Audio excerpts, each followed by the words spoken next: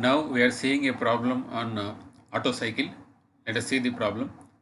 An engine operating on Otto cycle has a compression ratio of 8 is to 1. At the beginning of compression stroke, the air is at 103.5 kilonewton per meter square, 103.5 kilonewton per meter square pressure and 300 degrees Kelvin temperature.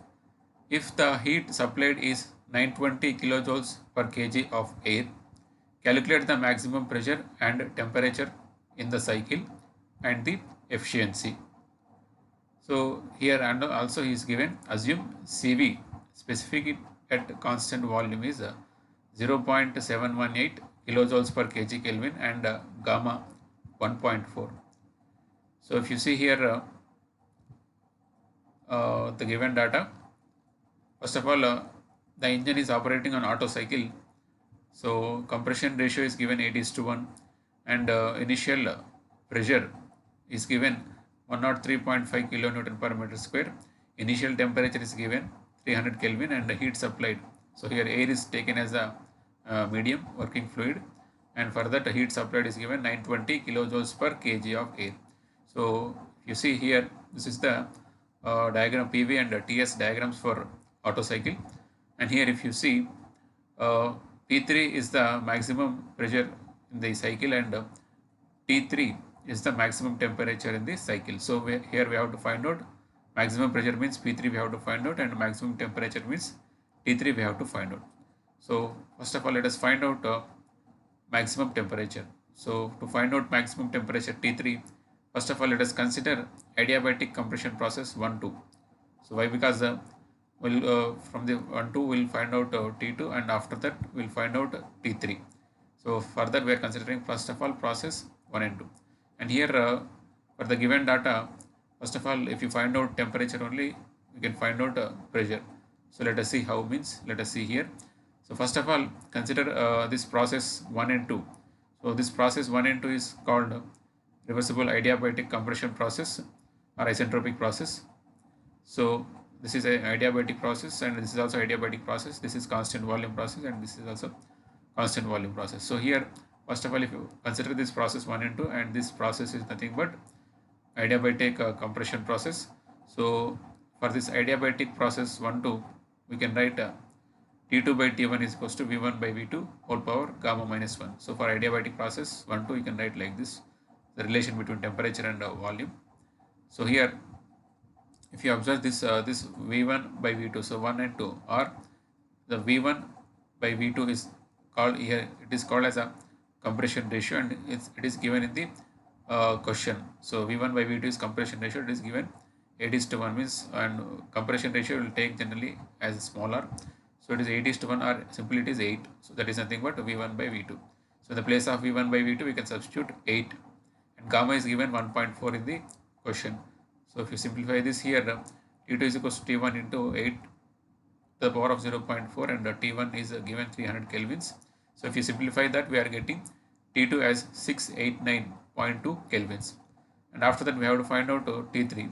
So to find out T3, so let us write heat supplied equation. We know heat supplied in the constant volume process as a MCV T3 minus T2. So here heat supplied in the process 2 and 3. So it's a constant volume process. From the diagram you can say constant volume process. So heat supplied in the constant volume process is given by M into CV into, and it is supplied between 2 and 3. So we can write T3 minus T2. So M here we'll take it as a 1. Why? Because heat is supplied 920 kilojoules per kg of air. So here per kg of air given means per 1 unit mass of air we are considering. So M is 1. And CV is given 0.718 kilojoules per kg, and it is also kilojoules. So both sides kilojoules satisfied. So and also T3 minus T2 689.2. So when you simplify this thing, we are getting T3 as 1970.5 kelvins. So this T3 is nothing but maximum temperature in the cycle. So that is 1970.5 kelvins. So next we have to find out maximum pressure in the cycle, that is P3. So to find out P3, first of all let us find out P2. So to find out P2, let us consider this process once again 1 and 2. So we know this is the adiabatic process. So here adiabatic process is 1 and 2, and for this we are writing the relation P2 by P1 is equals to V1 by V2 whole power of gamma. So for adiabatic process we will write like this. So this is simple, PV power gamma is equals to constant, we know this. From that we can write like this. So V1 by V2 is the compression ratio, we have seen in the first step itself. So it's given 8, so 8 to the power of gamma 1.4 given. So we require P2, P2 is P1 into this 8 into 1.4, and if you simplify that we are getting P2 as a 1902.24 kilonewton per meter square. And next we have to find out P3. So to find out P3, just consider process 2 and 3.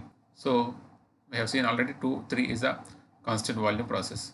So for constant volume process, when volume is constant, we'll can write pressure is directly proportional to temperature. This is a basic thing we know. And if you write between 2 and 3, it is a P2 by T2 is nothing but P3 by T3. So we require P3 here. So if we require P3, T3 goes this side. So P2 by T2 into T3. So P2 we got in the previous step 1902.24 kilonewton per meter square.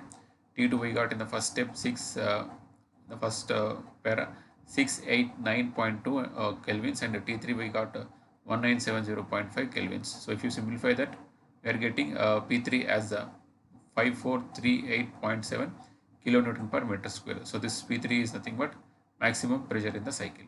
So last we have to find out efficiency of the cycle. So this is a Carnot cycle. So we know efficiency of the Carnot cycle formula 1 minus 1 by R to the power of gamma minus 1. So here R is nothing but compression ratio. So given 8 and gamma is given 1.4, and if you substitute and simplify, we are getting efficiency as a 56.47%. So for more videos, please subscribe and activate bell symbol, and also please share it with your friends. Thanks for watching.